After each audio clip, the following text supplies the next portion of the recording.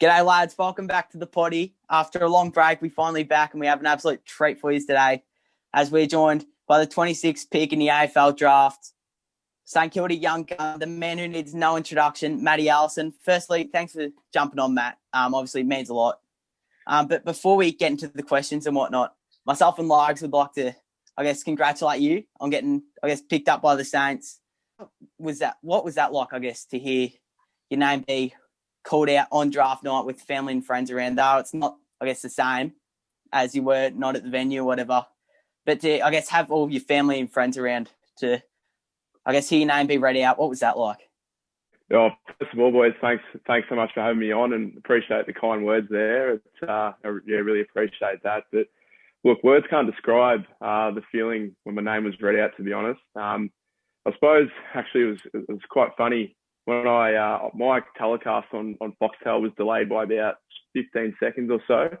So my phone started blowing up and I was a bit confused what was going on while my phone was blowing up. And I saw one of the messages pop up and say, "Welcome to the Saints." And I was in shock. So when I suppose it was still a surprise, but when I found out I didn't actually find out through Foxtel. I found out through my phone, but look, it was such a surreal moment, a moment I'll never forget. It was so special to have, family and friends there who have been there since day one and have really helped me to where I am today. And one of the best days of my life, and I'll never forget it, that's for sure. So it was extremely special. So before the draft, was it hinted or did you know, that the Saints were going to go after you as early as they did in the draft? Not really, to be honest.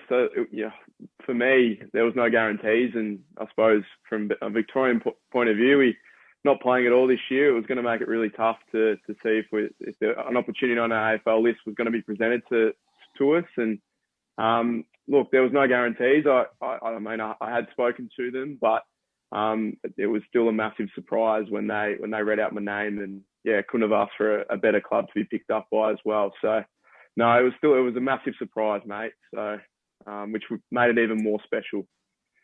So you grew up in a footy family with many relatives going on to play, at a high level of footy. How much of a help has that been for yourself and your footy? Yeah, it's been immense, especially for my development. Leaning towards a lot of people in my family, and both on mum and dad's side, it's been good to have a combination of everyone sort of being involved in various levels of footy.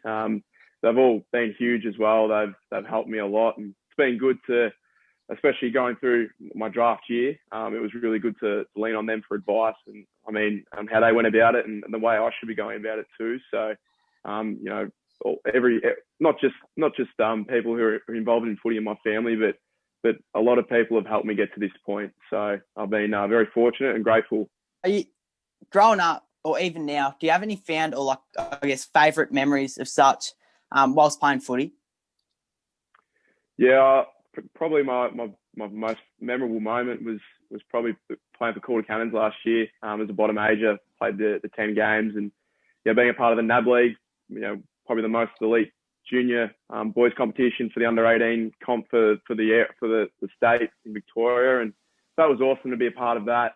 I think probably most favourite part of last year was playing in a final against Dandenong, and in which case we won, which was extremely special. It was played at Icon Park as well, so that was pretty cool. But I've won 4 junior premierships in my local clubs as well, so that's also been extremely special. So I think probably they're the 2 main highlights of my junior career for sure.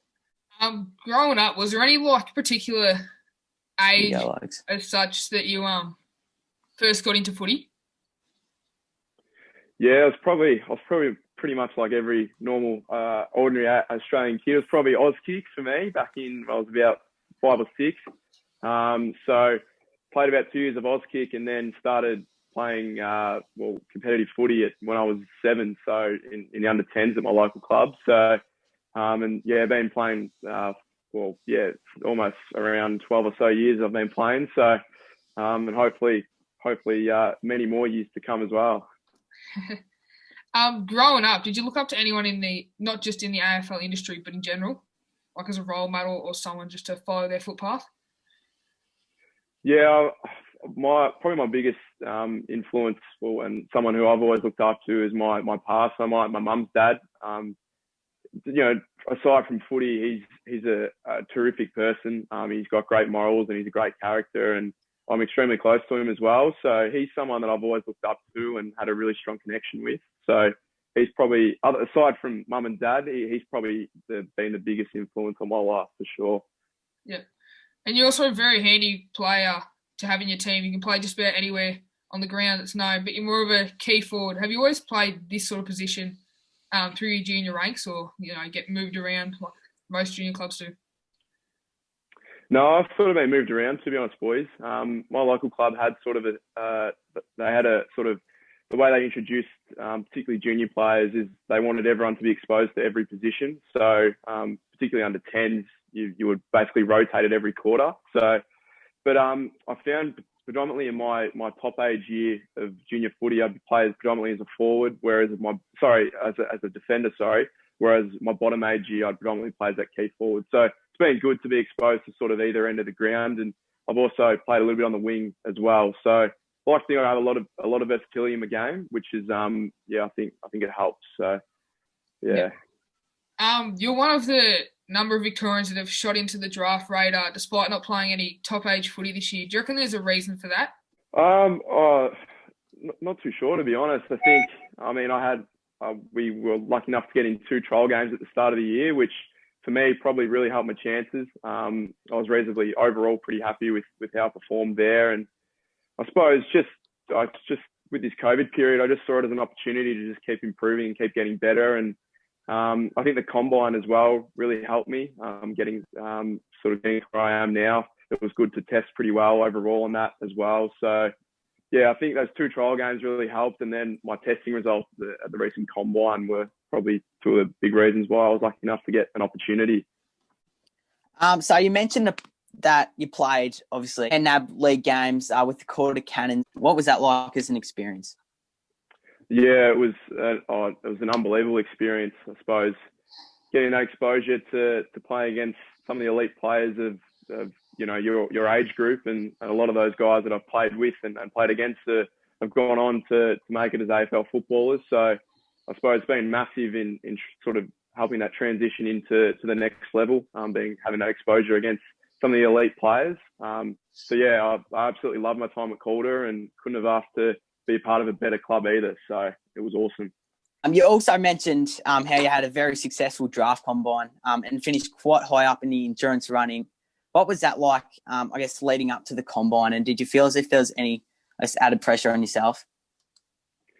Look, I probably wasn't really. I did put a bit of pressure on myself to perform, especially with not playing this year. I think it was really important to showcase something to the recruiters, particularly from a Victorian point of view. So I was very nervous going into it, but I suppose that's a good thing. It was it was a great experience, the combine. Although I thought my 2K result was actually, I didn't think it was that good because I had Harry Sharp in my group who broke the record, and so I ran second in my group, and he almost overlapped me. So I thought I did a lot worse than what I did, but it just shows how much of a freak athlete Harry is. So. So before we wrap up the potty, is there any advice you've got for youngsters looking to take the AFL pathway or get further in their footy career?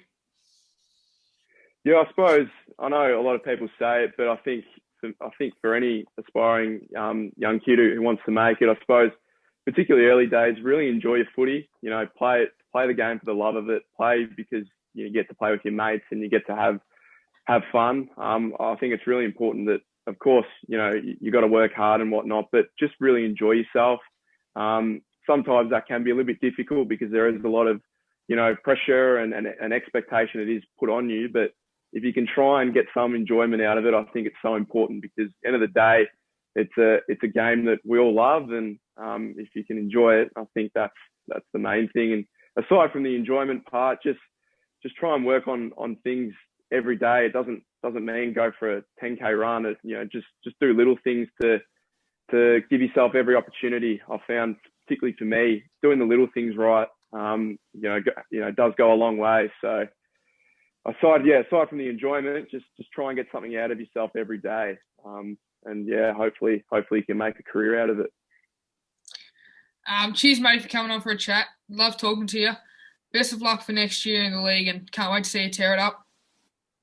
No, thank you so much, boys. Thank you for having me. Take care and have a good Christmas and New Year. You too. You too. Thank you. Thanks, boys. Cheers, everyone, for tuning into this week's podcast with Maddie Allison. Don't forget to go check out our Instagram. Link will be in the description. And go show Maddie some love on Insta as well. Link will also be in the description. Cheers.